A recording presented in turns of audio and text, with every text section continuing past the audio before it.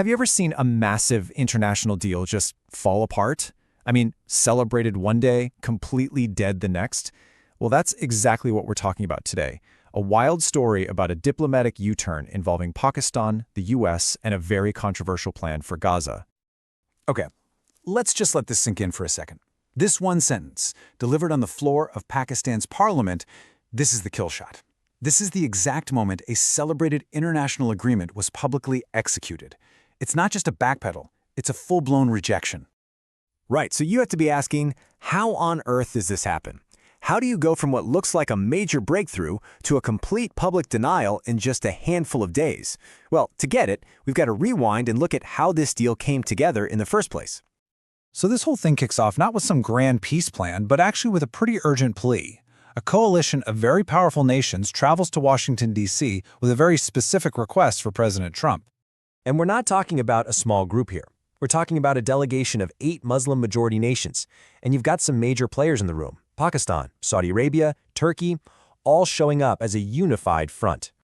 So what got all these powerful countries on the same plane to Washington? Well, it all started with this one event, an Israeli strike in Qatar. That was the trigger. And their goal was really straightforward: convince President Trump to get Israel to back off. But here's where the story takes a massive turn. They went to Washington to complain, right? To ask for something. But the conversation completely pivoted, and it turned into a negotiation for a huge and, as we'll see, incredibly controversial peace plan.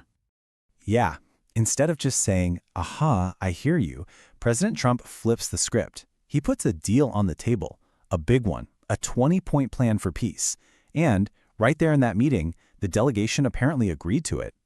And this wasn't some vague proposal, This plan was super detailed. We're talking about kicking Hamas out of the government, completely demilitarizing Gaza, and even setting up a peace board with Trump on it to oversee the whole thing. The U.S. would even lead the rebuilding. And get this, there was a ticking clock. Hamas had just 72 hours to say yes. If not, the deal was off, and the promise to restrain Israel was gone. So the deal is made, the clock is ticking, and it looks like a huge success. You even have Pakistan's Prime Minister, Shehbaz Sharif, going on social media publicly praising the plan. For a hot minute, it really looks like a massive diplomatic win.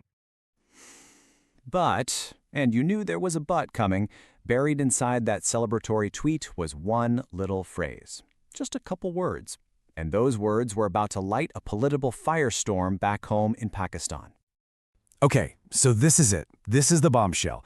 The Prime Minister's tweet mentions a two-state proposal, and you might be thinking, so what? That's standard stuff, right? Well, not for Pakistan. For Pakistan's official foreign policy, this was a really, really big problem. And this slide just lays out the issue perfectly. On one hand, you've got Pakistan's official policy for decades.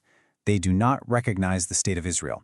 I mean, it's literally printed on their passports, valid for all countries except Israel. But on the other hand, what does a two-state solution imply? Well, you need 2 states, right? Palestine and Israel. The tweet was a direct contradiction of their own national policy.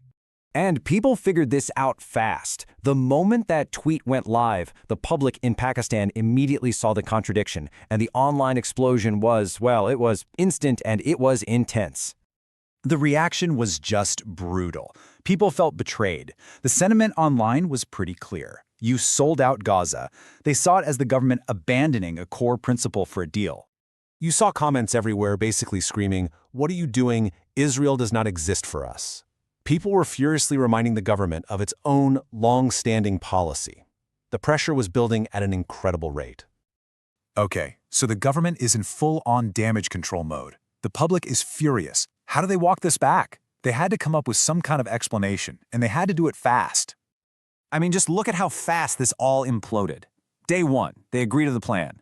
Day 2, the Prime Minister is celebrating it online. By day 3, all hell is broken loose. And on day 4, the government is in Parliament saying, that plan? Not ours. It took less than 100 hours for the whole thing to just go up in smoke. So what was the official excuse for this incredible U-turn? Well, the foreign minister basically said, "Oops, our bad." He claimed their draft got changed at the last minute and that the Prime Minister was on a plane and just wasn't aware of the final text when he sent that fateful tweet. Now, I have to point out what the source material we're looking at today claims. It suggests this wasn't an accident at all. It alleges the whole thing was a sophisticated diplomatic trap. The source even portrays the leaders as naive figures who were essentially tricked into a deal they didn't really get. Ultimately, whatever the reason, this whole episode is just an incredible case study, isn't it?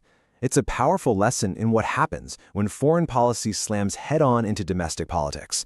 And it leaves you with this really big question. When push comes to shove, which one is going to break first?